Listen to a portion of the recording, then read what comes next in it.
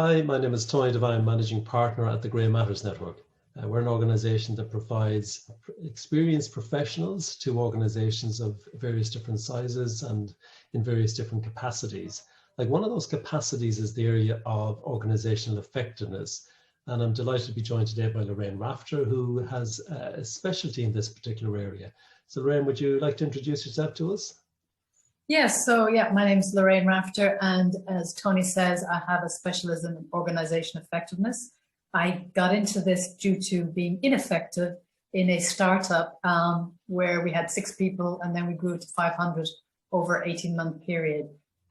We made a lot of mistakes, but we learned on the way, and we also shared that with the parent organisation, who then set up an organisation effectiveness function, which was a fee for service.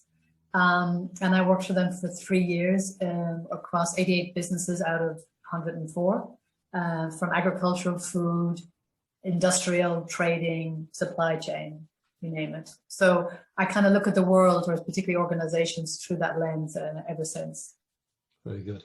And look at, organizational effectiveness is something that we're all pretty familiar with. We're all aware of organizations with fantastic products, but for whatever reason don't succeed. We're aware of organizations with, have been going very well for many years, and now they're suffering a talent shortfall, high attrition rates. We're aware of organizations that just don't deliver on the promise. Is this all to do with organizational effectiveness? And what is organizational effectiveness, Lorraine? Yeah, I can do. I mean, in simplistic terms, it's the internal workings of an organization. And it's ensuring that the internal workings are aligned to the organization strategy, their vision, their purpose, etc. And I work using 5 levers, and the 5 levers are 1, the organization design, the actual organization structure; 2, the culture, how are we going to behave in this organization; 3, performance management and reward linked to it; 4, succession planning, and that's making sure you have the skills and capabilities for both today and the future; and then 5, change management. So they would be the 5 levers. Very good. Yeah.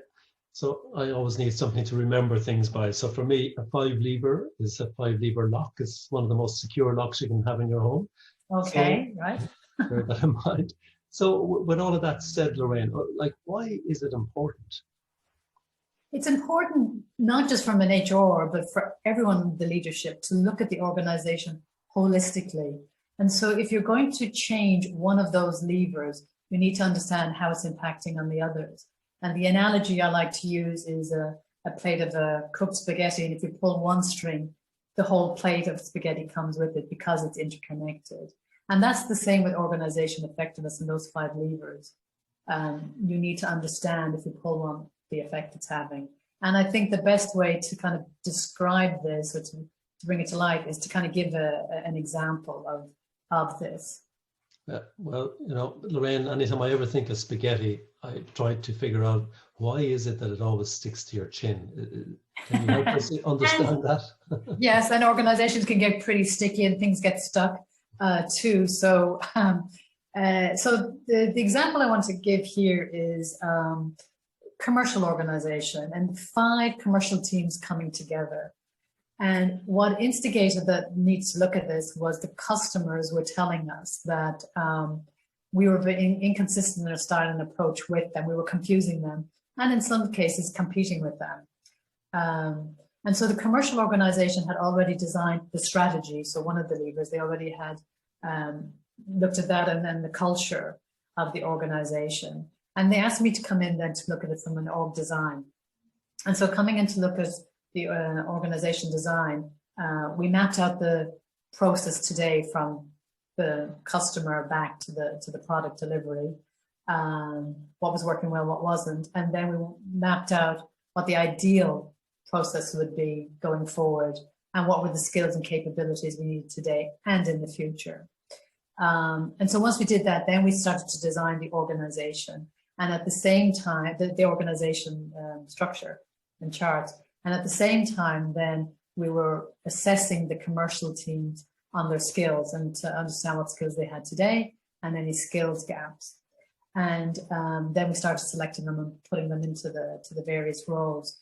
And then we also had a change management program too, that to oversee the whole project. Okay. So change management, I guess, and communication are synonymous and go hand in hand. And I guess we're all overwhelmed with various different communications mediums these days. So how would you advise people listening to deliver communication? All of them. You have to use all the channels. And okay, we're in the world of COVID at the moment, so that may be having online meetings with the organization or with your teams, and one-to-ones. Also doing some maybe pulse service, kind of short and quick surveys. But it's important as well for the managers or leaders to have the one-to-one with the teams too. So you're finding out their concerns, the frustrations, if there's things that we got wrong, to try and fix them as soon as we can. But the key thing in this example, and to give you a sense of how the levers are interconnected, was our aha moment came with the performance management piece. What we realized when we looked at what they were being measured on and what their focus was, they were different. There were groups that were looking at volumes, just purely looking at the volume that they were selling. Others were looking at the turnover EBITDA figures, and another was looking at margins. And that's when we realized, because of what they were focusing on in these measures, that the impact it was having on their behavior and how they approach customers, as well as internally. I guess they were all looking in different places and expecting to be delivering the same result, but they were all looking at different measures. They were looking, yes, because of those different measures, then yes, how they were kind of working with the customer was different, but also internally it was different too. And it did cause some frictions internally as well as externally, because as I said, externally, sometimes they were competing with each other. Yeah. So once we realized that, we decided that all will focus on margins, and we educated them to understand about, margins, that when you sell something, there's also a cost element to it. And, we got the feedback over time from the customers. Hey, they liked the changes we made. They liked the approach. They understood better our products, and there was no competition anymore. And the margins of the business over 18 months improved by 15%. So stakeholders and shareholders alike happy. Exactly. We're all pretty happy with that. Fantastic. And are there any other lessons you want to share with us today? The main lessons are, in anything you're doing with organizations, as I said, if you're using those levers, is think through the ripple effect if you're doing it to one or the other. Also, watch out for unintended consequences, which was happening here with what the commercial team were focused on. And 3, I would also look at the hooks to engage people both at the senior level and at the junior level, because they're going to be different. And if you want to get them all kind of moving along at the same pace, then you need to make sure, and the communications is important here, that you're hooking them in. And finally, because there's a lot of things there you're doing that in change, or those levers, make sure you're not doing it all at once. Try and pace it out so you're not overwhelming people and the organization at the same time. Very good, very good. Very informative and very insightful as usual, Lorraine. Thank you very much. I mean, you're welcome. I guess the main takeaways are that my 5-lever security lock and my ripple ice cream, ripple effect. Okay. and of course, measure what you measure gets done, and obviously keeping a consistency there. So if you would like to hear more from us from people like Lorraine Rafter, please contact us at thegreymattersnetwork.com.